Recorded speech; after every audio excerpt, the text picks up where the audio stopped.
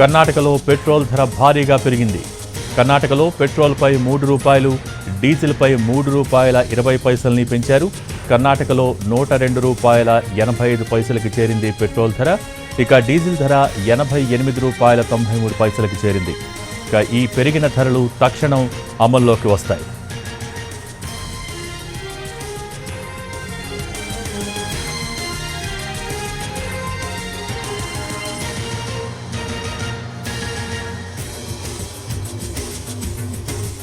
కర్ణాటకలో పెట్రోల్ ధర భారీగా పెరిగింది. కర్ణాటకలో పెట్రోల్పై ₹3, డీజిల్పై ₹3.20 పెంచారు.